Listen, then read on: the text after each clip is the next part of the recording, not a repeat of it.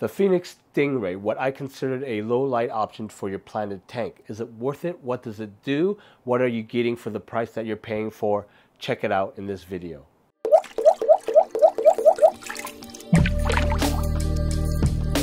Welcome to another video, and in this video we're going to talk about and review the Finnex Stingray. Now this is one of the lighting fixtures I suggest people get when they are setting up a low light planted tank. And what is it about this lighting fixture that I like? Well, it looks good and it has some decent features to it. But before we move on, if you're new here, you want to learn more about aquariums as well as talk about aquariums, hit that subscribe button and the notification icon so you know when I make new videos as well as do live stream. Now the thing I love about this fixture is that it's nice, sleek, and black. It looks really good on top of your tank. It comes with legs for 3 different mounting options.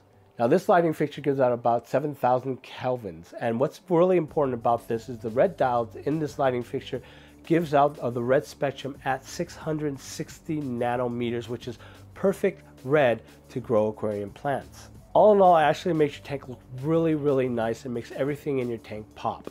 Let's take a look at what's in the box.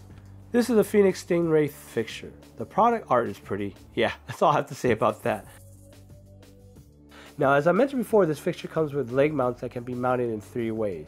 On a rimless tank, frame tanks, or mounted to a canopy. That's all that's important really on the box other than the spectrum chart. Everything else is just marketing copy. The fixture itself is loosely packed, nothing too spectacular about that. It comes with a warranty and safety instruction, which you're going to throw away anyway, so who cares? As we can see here, these are the mounting legs. I find it to be flimsy plastic, which is something I don't like about this fixture. There are aftermarket mounting legs you can get out there that's much sturdier. The power cord is permanently fixed into the lighting unit itself. Right off the bat, you'll notice how thin this thing is. Measuring the thickness, we just get over about 1/4 inch. The diode is patterned into a single line right across the length of the housing.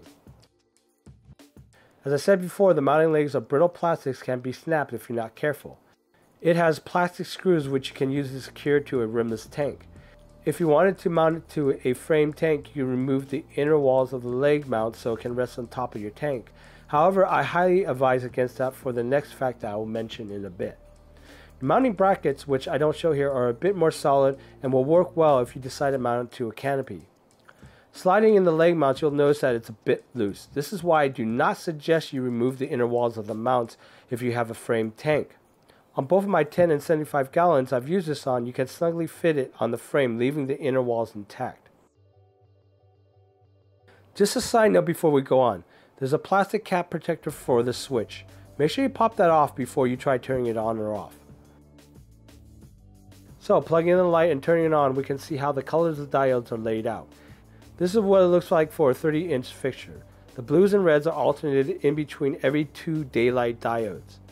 Note on this model there is no option to turn on just the blue to simulate moonlight. You just have an option to turn it on and off, and this might matter to some people.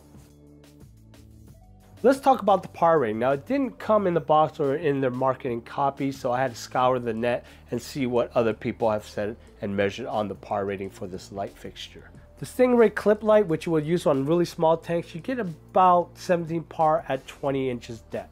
For the Stingray 24-inch fixture, you get about 30 par ratings at 20 inches.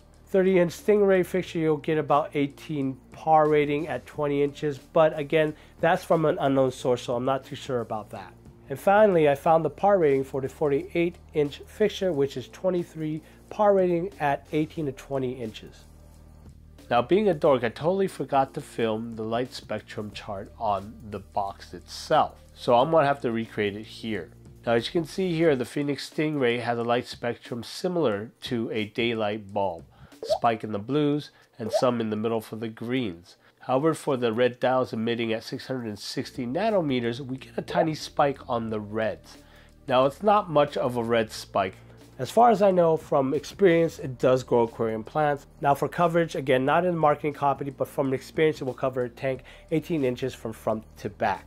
Now all in all, when it comes to specs, it will grow low light demanding plants really well, up to 12 inches. Anything more in depth of your tank, you're going to actually skitter on the border of really low light intensity. I know this because I'm having a problem with the 48-inch fixture on the 75-gallon tank at my office. It's barely giving any light for my plants to grow at the substrate level. Final thoughts. I'm a fan of Finnex, so it's a little biased, but in the way that I did hear some people say that it burns out sooner. I never had that problem. My Finnex Ray that I have on my 10-gallon has been going for 2 years, more than 2 years strong so far, and I have no problems. No problems with my other Finnex lighting fixtures as well. Now the fixture itself is gorgeous. It's sleek, it's black. That's one thing I love about it. It looks great on top of my tank. The only problem I have with it is the legs that come with it. As I mentioned before, brittle, plastic, it will break easily. It's great for a 40-gallon breeder or smaller tanks. Anything larger, I would suggest either you double up or get a better fixture. Now the price for this fixture is okay. I like it because, again, Finnex, it looks great. It has a narrow footprint, so I could put more than one fixture. But the problem is that you could probably get the same results with an off-brand that's cheaper, or even a do-it-yourself solution like floodlights. But at the end of the day, if the features look good to you, it grows plants excellent, as you can see here. Affiliate links down below if you want to purchase one yourself. Thanks guys for watching this video. Again, hit that subscribe button if you're new here, hit that like button, leave a comment down below, let me know what you think. I love you guys, stay wet with your tanks, I'll see you in the next video.